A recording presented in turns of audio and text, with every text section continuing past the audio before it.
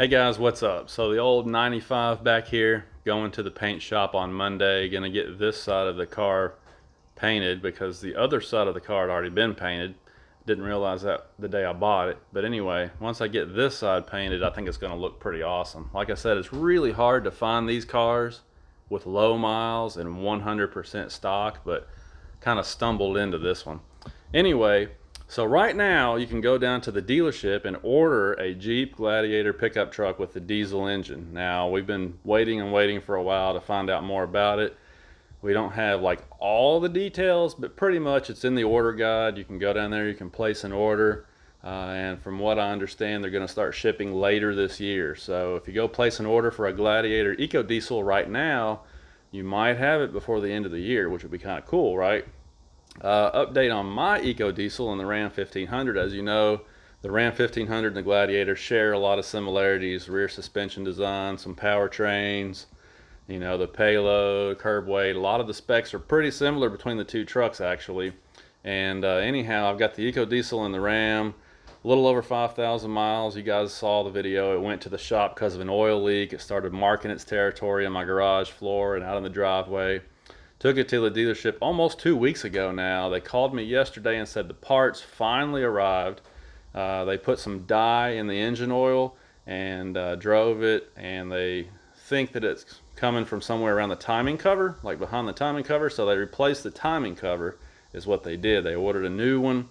They said they could get just the gasket, but it was going to take even longer just to get the gasket than it would take to get a whole new cover with the gasket, which is kind of weird. But anyway, and since the truck is just so new, they decided to go ahead and replace the part. So they're going to put a whole new timing cover on there, but that requires them to take a lot of the engine apart, fuel lines, injectors. A lot of stuff has to come off so they can make access to get in there and put that new cover on.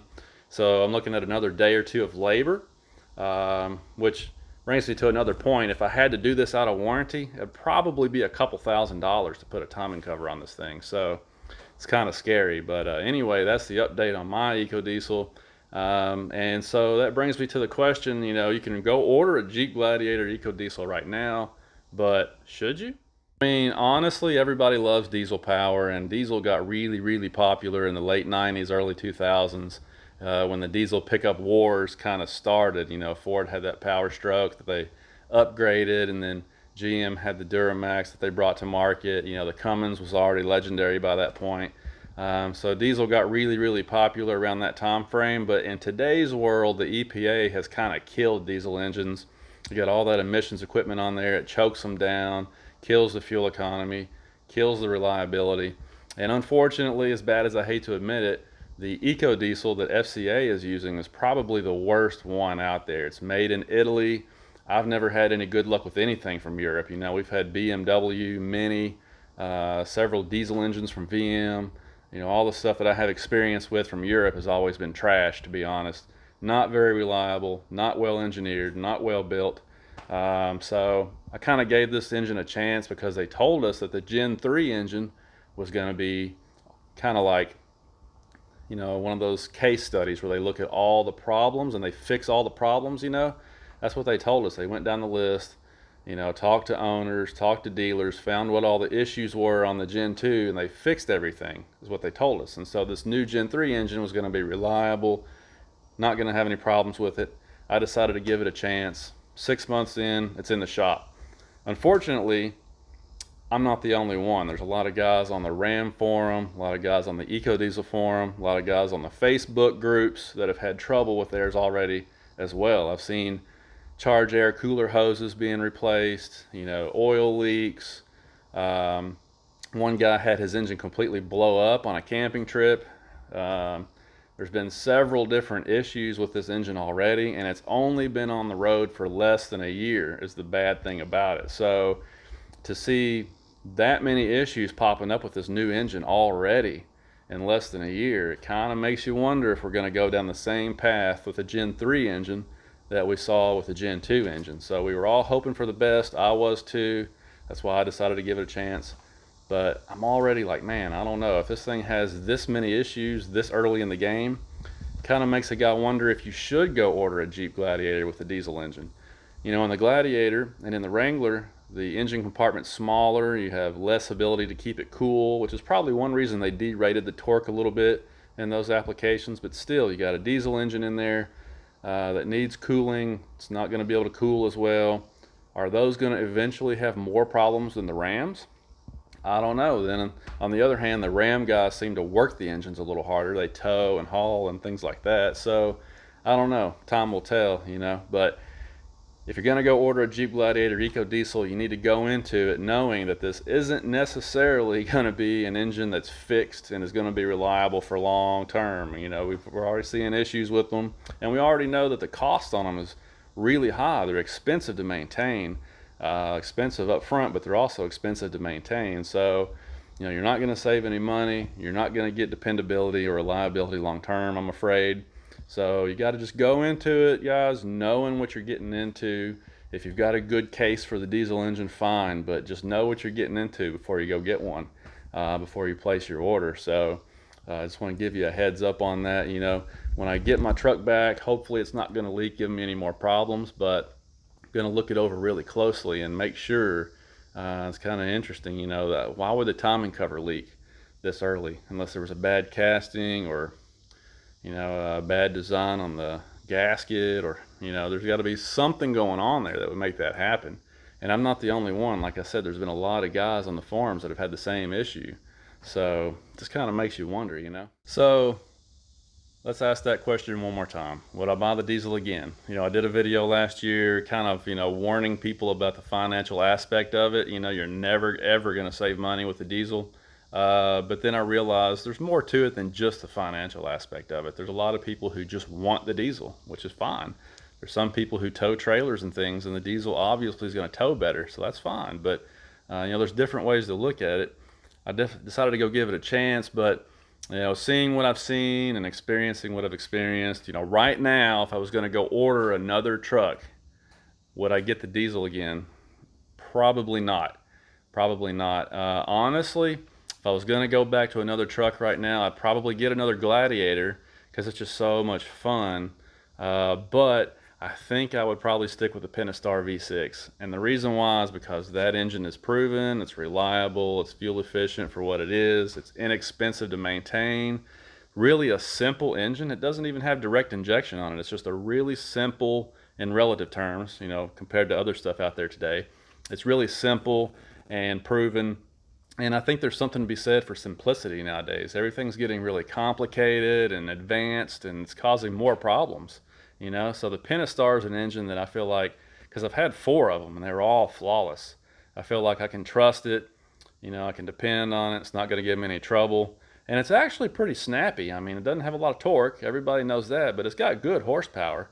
You know, you can put some simple bolt-ons on that thing and have a 300 horsepower Jeep real easy. So it feels athletic and lightweight and snappy. It's fun to drive. It sounds good. And it's got all those other pluses going for it. I think I would go back to the Pentastar V6 if I was going to get another Gladiator, which I probably would. Because honestly, I kind of miss my Gladiator more and more as time progresses here. I think that's what I would do.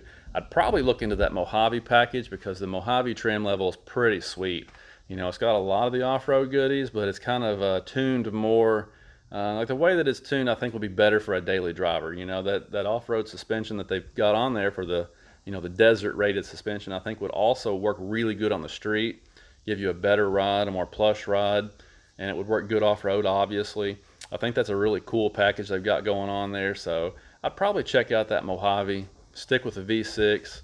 That's probably what I would do. The diesel is cool, all that torque is cool, but the way they've got the calibration set up on those really kills it. You know, the software just kills that engine. And the way they're dealing with emissions with that butterfly valve in the tailpipe that chokes it down on purpose to create back pressure so the low pressure EGR can work. You know, just all the things they've done with that, and the fact that it's just not a very reliable engine in and of itself. It kind of kills the ownership experience. That thing has so much potential, but it's kind of disappointing, you know. So I think I wouldn't go back to the diesel at this point. You know, as you go forward in time, you learn, and you know, based on your experience, sometimes your opinions change, you know. And I think right now, August 2020, I probably wouldn't go back to the EcoDiesel for all the reasons I just listed. That's just me. I don't know. What do you guys think? So while I'm waiting for my EcoDiesel to get out of the shop, I've been driving the car here. It's kind of been my ride. I'm gonna try and keep the miles down on it a little bit, because like I said, it's only got 76,000 on it, which is not bad at all for a 95 model. So I'm gonna try and keep the miles down on it a little bit, but for now I'm having to drive it until I get my truck. But I mean, these are pretty cool cars. I had to put a new head unit in it because this has got the Mach 460 audio system in it, which back in the 90s was kind of cool. You know, by today's standards, it's not. But 25 years ago, it was pretty cool because you had all kinds of subs and tweeters and speakers and amps and everything in a factory system. But they're very problematic. The head unit ended up burning out. I just picked up a cheap head unit just to see if I could get it to work again. And it did. It works. So I can listen to the radio and stuff. I might end up replacing this with a better head unit in the future. But, you know, the seats are not bad. Excuse me, somebody already put this roll bar on there. The interior's not too bad. I got some trim here that's peeling up that I got to get fixed, but overall it's not too bad. This side of the car is the good side, as you can see. I mean, the paint's pretty nice on this side. It's the other side that I have to get painted, but I mean, again, for a 25-year-old car, it's in really good condition and it should make a fun little toy. We put some aftermarket exhaust on it last night and it sounds pretty wicked too. So I have a lot of fun with it, but I do kind of miss my truck because when I go to the store, you know, and like today I had to go pick up a big bag of grass seed, I had to get some other lawn care things. I just barely did fit it all in this trunk. So that's why I kind of miss my truck for a daily driver. But anyway, you guys might see this on the channel a little bit in the future. You know, guys, as always, I just try to shoot some videos that might help some people. That's why I do like the showing you how the oil change worked on the EcoDiesel, and like the trailer brake controller I installed in the Gladiator, and like all the different things I do. I just try to, you know, post some videos that might help some people out. But you know, if it's something that you want to know about the EcoDiesel, since I'm driving one of those right now, if there's any specific questions you have about that particular engine, since it's in the Wrangler, Gladiator, and the Ram now, and who knows what else they'll put it in the future. If you got a specific question about that powertrain, shoot it to me below and I'll try to get back with you. But as always, I thank you guys for watching, and hopefully they'll call me today and tell me I can come pick up my truck. So we'll talk to you later. Thanks.